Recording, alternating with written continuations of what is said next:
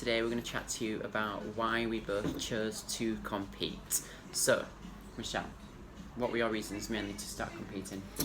Well, I've been weight training about 7 years, and I'd seen some good changes in my body.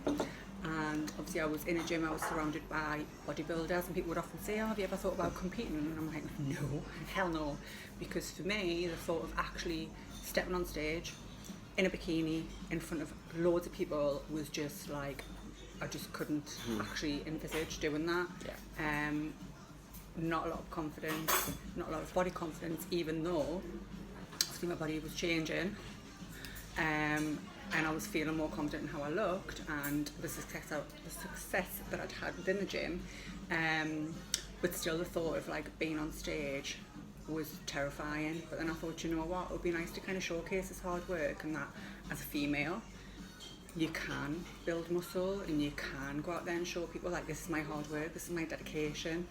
And like I say, being surrounded by bodybuilders, it's almost like to validate, you know, your status as a bodybuilder, you have to have like done a show. Have you even done a show? So yeah, have you even competed? And at the time I was training with a friend of mine, Brett, of Death Rep Personal Training, and Plug. yeah, and he was like, no, I think we should prep for a show, and I was like, okay, let's do this. Yeah. How about you? So mine was probably quite different. So I suffered from multiple eating disorders throughout university, and it kind of self-soothed. So I thought by doing my dissertation on eating disorders, thinking if I write about it, it kind of gets it out there, and that's kind of me kind of coming out saying I've had an eating disorder without actually coming out saying I've had one. Yeah. It's only now that I'm really actually open to talking about it. And acceptance is a part of the healing, isn't it? Yeah, and I thought that's what this would do. Then started following the likes of, I'm trying to think of a couple of names off the top of my head, but like Michelle Brannon and Andrea Brazier. And I was like, you know what, this could be something I could do where I could be still controlling my food, controlling my training, but seen as more socially accepted, I think. And more healthy. A more healthy way of having an eating disorder. But then also I think because I've been training since, obviously because of my eating disorders, I've been training since I was like 15, like hardcore, like I was on the treadmill, living off like, I think an apple a day at one point, of which I would then make sure I'd do at least 2 hours on a treadmill. So massively under-eating and over-exercising. Yep. And anything I did eat that was too much, I'd then binge and throw up, and yeah, massively just try and restrict and control everything. So then Rosie Rascal stepped into my life. She was my first coach, and yeah, it was hard, but I loved the end result. And for me, again, it was about that confidence of, I was always seeking confidence through having the eating disorder, making me feel like I was good enough to be around my friends, because I was bullied in school, and I'm not going to name names, but there is one particular person that still sticks in my head. But you know, you get bullied for being a bit chunky, chunky funky, Yeah. and it stays with you, massively stays with you. And I still don't think eating disorders still completely leave you, especially if you do come into bodybuilding. Yeah, I've always thought that there are a lot of females that get into bodybuilding for the reasons you've just explained. For the wrong reasons. And when it comes to competing, I just think that unless you've got a real handle on that eating disorder, then you just kind of create an even bigger problem. Yeah, because even now I'm still, 5 years of competing, I'm at the point where I'm still now addressing my relationship with food, and it is getting a lot better. Compared to my first post show that I had, did Miami Pro Miss Galaxy Universe. That was just carnage. I just massively binged and gorged, and before I knew it, I just probably the double the size I was before I started.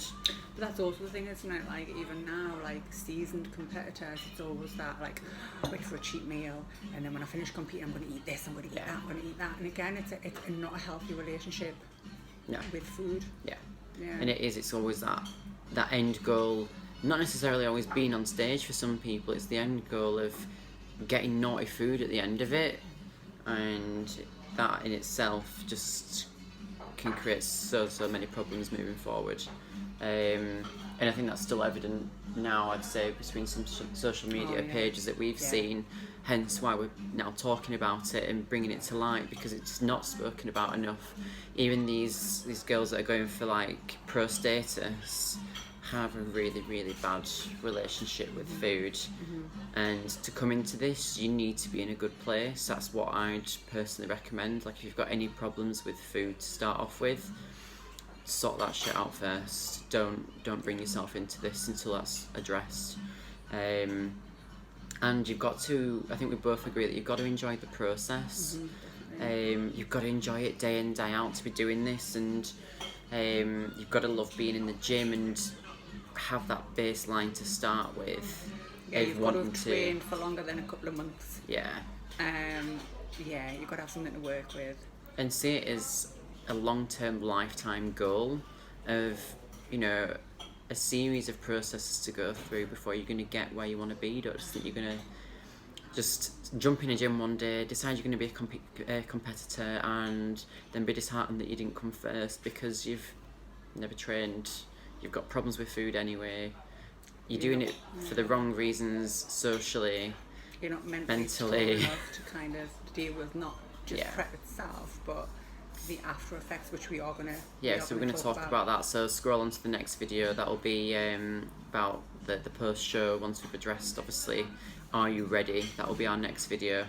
But yeah, for us, both quite different reasons for getting into competing, but then it brings together two really good aspects of the experience side that we can hopefully help other people through that are either competing currently, seasoned competitors, but also considering coming into it. Please really do consider what we are chatting about, and we'll probably at some point we'll go into even more depth personally of both sides of why we did come into it, because obviously completely two separate videos of eating disorders, and obviously, you know, the self-belief and the self-confidence to get on stage, you know, it completely goes into different areas. So yeah, stay tuned and come back for our next video, which will be, are you ready for prep?